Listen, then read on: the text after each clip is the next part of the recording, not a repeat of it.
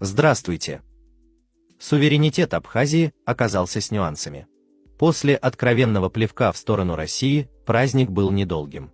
Да, абхазцы действительно начали жить на свои деньги. Но тут же столкнулись с серьезными финансовыми проблемами.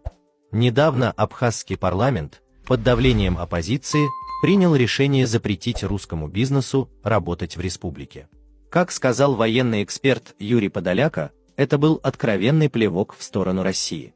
Однако радость от этого решения была недолгой, так как Абхазия столкнулась с серьезными финансовыми проблемами. Исполняющий обязанности министра финансов Владимир Делба сообщил, что работники бюджетной сферы не получают зарплату из бюджета, и ситуация особенно остра в правоохранительных органах. Большинство бюджетных средств уходит на оплату электроэнергии, поставляемой из России, и если приоритет останется на энергетике, выплаты заработной платы не будут возможны и в будущем. Праздник был недолгим. Сегодняшний новостной поток из республики не может не вызывать удовлетворения. Абхазцы таки действительно начали жить на свои. Правда, есть нюансы. Абхазия столкнулась с серьезными финансовыми проблемами. Республика не может обеспечить выплату заработной платы работникам бюджетной сферы, включая сотрудников силовых структур, сообщил Подоляка. В общем, денег на зарплату нет. Это все легко объяснимо. Раньше Абхазия могла использовать для зарплат средства из финансовой помощи России. Но сейчас у нее нет такой возможности, так как осенью софинансирование было приостановлено.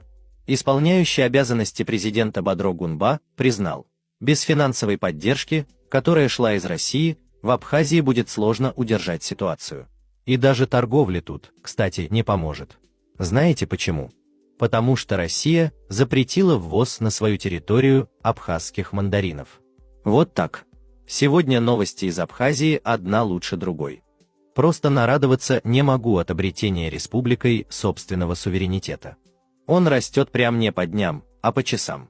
Не успела остыть новость о прекращении субсидирования из российского бюджета антироссийских властей республики, как появилась новая, прокомментировал это сообщение Подоляка.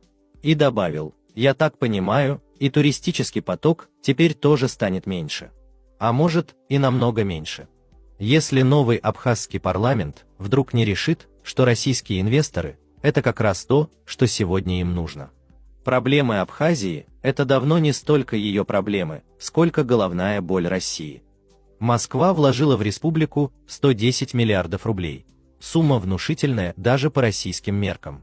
Но с чего бы вдруг Абхазия решила, что это вклад в бездонную копилку ее независимости? Взять, к примеру, социальные выплаты, которые Россия щедро предоставляла, чтобы абхазские врачи и учителя не превратились в грустную статистику. Однако с сентября этого года Москва перекрыла поток, устав ждать выполнения республикой обязательств по гармонизации законодательства. Эти обязательства, напомним, не были чем-то запредельным. Речь шла о синхронизации законов с российскими.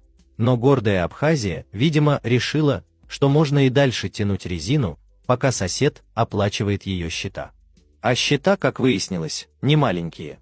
Только за электроэнергию, поступающую из России, республика тратит 15 миллионов рублей в день, деньги, которые не были заложены в бюджет 2024 года. Вот и пришлось сменить тон. Теперь все строго по коммерческому тарифу. И это не просто тариф, а настоящая проверка на лояльность. Захочет ли Абхазия пересматривать свое отношение, когда ей станет совсем невмоготу? Возможно. Но пока ее бюджет напоминает прохудившуюся лодку. Все уходит на оплату света, а зарплаты – это, видимо, мелочи. Ситуация иронична.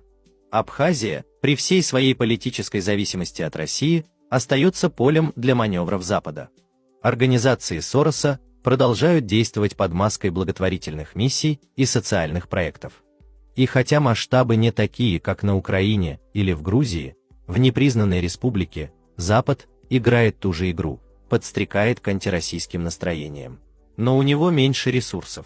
Абхазия для глобальных игроков – что-то вроде провинциального шахматного турнира, где главное не победа, а участие. Российская стратегия изменилась, но слишком поздно. 110 миллиардов ушли в песок, точнее, в пустые обещания. А что взамен? Лишь нескончаемые просьбы об очередной помощи. Теперь Абхазии придется учиться жить без пряника и, кажется, без света. Веерные отключения на 4 часа в сутки – только начало. Остается вопрос, сколько продлится гордость, если этой зимой бюджету республики будет не хватать даже на теплые свитера для своих чиновников. Или все-таки рано или поздно до руководства дойдет, что переток электроэнергии из России – это не метафора щедрости, а урок ответственности. Кстати, о светлых перспективах. Перспективы в Абхазии пока остаются столь же мрачными, как ее улицы во время веерных отключений. Последние новости из Абхазии только подтверждают, что жить на свои, как того хотела ее политическая элита, отказываясь от инвестиций российских предпринимателей, не получается. Накануне стало известно, что исполняющий обязанности премьер-министра Абхазии Валерий Бганба обратился к России с просьбой помочь разрешить энергетический кризис. Проблема с электроэнергией, которую ранее Россия поставляла республике по низкой ставке, стала очень остро. И все из-за того, что халява закончилась, и за электроэнергию придется платить по коммерческой цене, раз такая самостоятельность наступила. Была надежда на главный источник электроэнергии – Ингурскую гидроэлектростанцию, но вот незадача, уровень воды в ней все меньше и меньше, пишет национальное издание «Апсны Пресс», ссылаясь на выступление Бганбы на совещании правительства. При сложившемся уровне воды ГЭС работать не может. Для сравнения, выработка Ингургэс на текущий момент составляет 2 859 КВТ, а в прошлые сутки республика потребила 8 360 КВТ, озвучил цифры ИО премьер-министра. При этом не стал скрывать, как удалось собрать эти киловатты. Был переток с российской стороны, и пришлось ввести временные отключения республики на 4 часа в сутки. Но за переток из России заплатить удалось только до вторника, то есть 10 декабря включительно, а там все будет зависеть от того, найдет правительство средства или нет. В случае, если не найдут, то положение будет сложным до весны, когда ожидается приток воды, честно сказал Бганба. Также он сказал, что обратился к российской стороне за помощью, но ответа еще не получил, дескать, в России еще обсуждают данный вопрос. Но это только одна беда. Исполняющий обязанности министра финансов Владимир Делба доложил исполняющему обязанности президента республики Бодро Гунбе, что ни один бюджетник не получил зарплату, включая правоохранительные органы.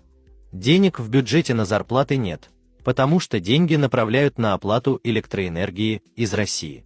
Глава ведомства четко обрисовал нерадостную перспективу. Если и дальше все бюджетные деньги будут идти на электроэнергию, бюджетники еще долго не увидят зарплаты, даже при свете. Сухум не получил почти 2 миллиарда рублей из российской финансовой помощи, которую Москва перестала оказывать с октября. Между тем энергетика забирает каждый день огромные ресурсы, констатирует Делба. И у президента Гунбе оставалось только подтвердить, что Россия фактически приостановила все средства софинансирования, кроме пенсий. Но постарался сохранить лицо, поскольку именно новые власти Абхазии добивались отмены бизнес-соглашения с Россией. Граждане республики должны знать и понимать, что будет сложно, но это вынужденная мера, подчеркнул Гунба.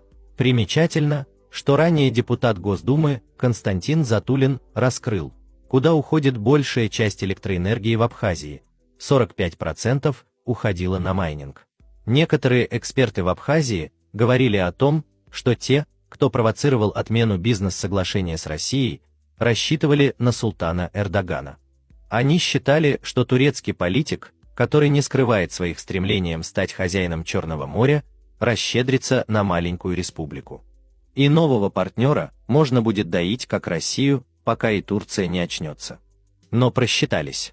Даже если кто-то и верил в такой миф, ситуация в Турции с ее 70% инфляцией, как подсчитал российский экономист Михаил Хазин, не располагает к щедрым финансовым подаркам. Да и обострение ситуации в Сирии, за которыми стоят Турция и США, тоже лишает шансов абхазские власти получить хоть какие-то деньги от Эрдогана. Кроме того, для Турции куда больше интерес представляет Грузия, а турецкий бизнес прочно вошел в Батуми. Так что вряд ли турецкие власти ради Абхазии захотят портить отношения с Тбилиси. Отсюда и первый крик о помощи к России. Сегодня помогите справиться с энергетическим кризисом, потом помогите с зарплатами, затем просто шлите деньги, а мы сами решим, на что потратим. В общем, в Абхазии наступили интересные времена, и как в них будут крутиться власти, уже скоро станет ясно. Но что-то подсказывает, что люди снова выйдут на площадь. А что вы думаете по этому поводу? Оставляйте свои комментарии, подписывайтесь на канал. До встречи!